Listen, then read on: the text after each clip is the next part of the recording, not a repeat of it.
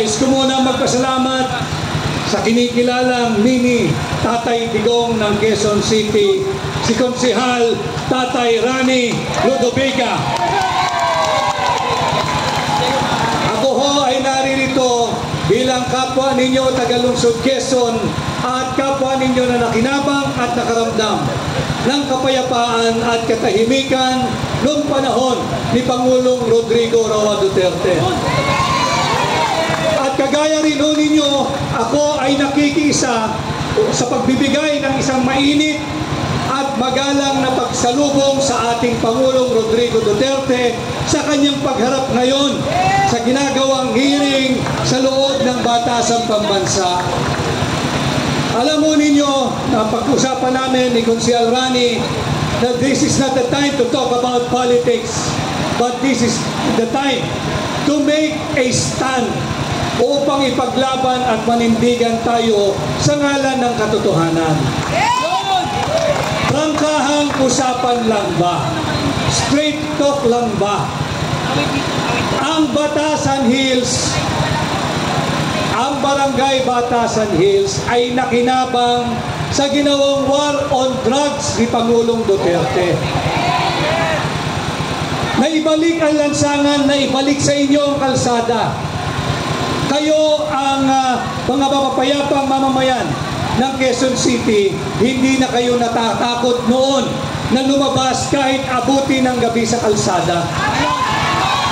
Hindi na kayo natatakot noon na payagan yung mga anak ninyo. Ako rin ho, may mga anak pa, mga minor de edad.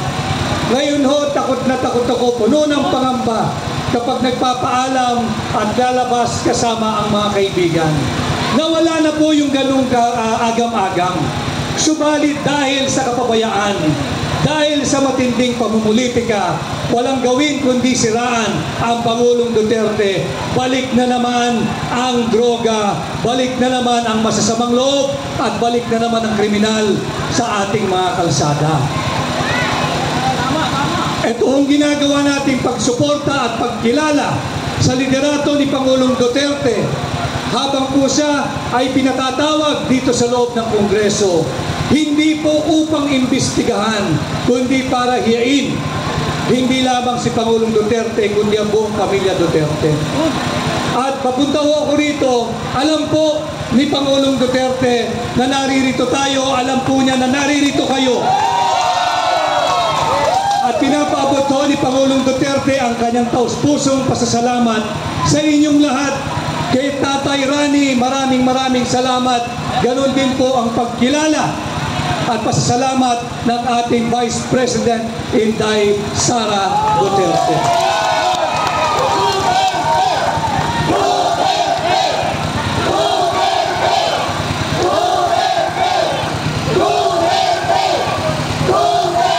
Parang mahina ho, hindi tayo naririnig ng mga congressman sa loob.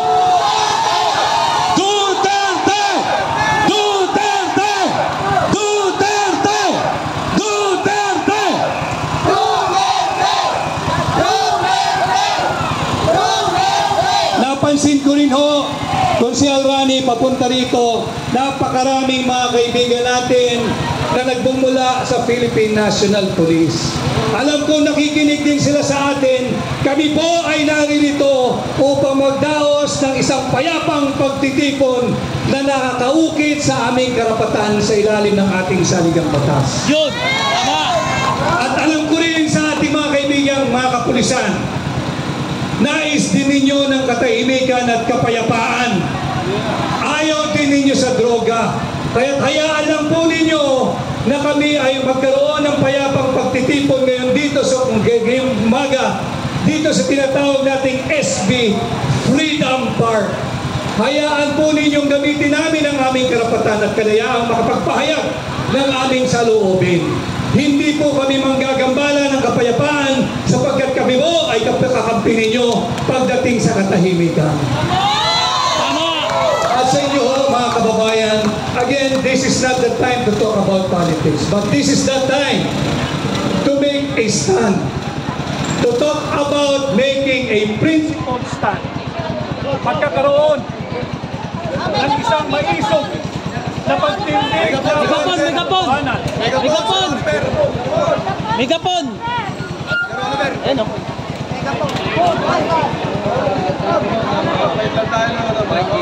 Ayan, palit lang tayo ng mic saglit. Ayan. Nancy, ayan, maraming salamat sa suporta, Miss. Hoy, nandito si Alam. Balingbing. Ayan, At bilang pagkilala ng ayan, inyong nandito na presensya, sila, ma'am. muli po tanggapin ninyo ang aking pakikisa. Hindi po tayo namumulitika rito. Tama po yung sinabi ni Tatay Rani. Ito po ay paninindigan at naninindigan tayo sa katotohanan na tagumpay ang war on drugs ni Pangulong Duterte. Tama!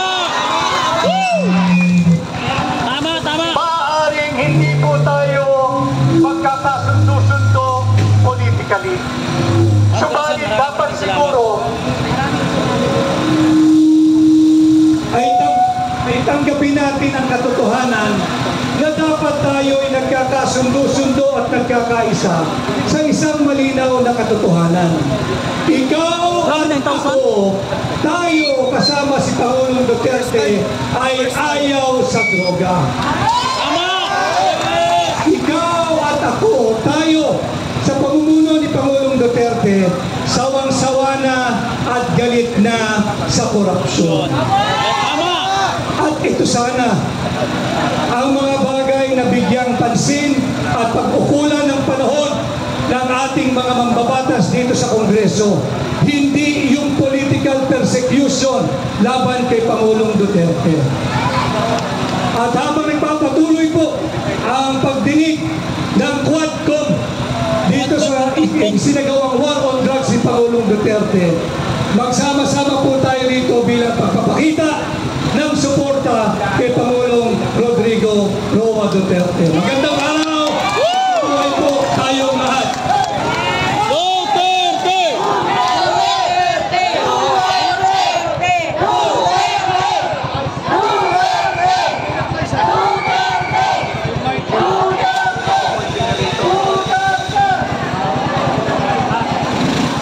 Okay po, baka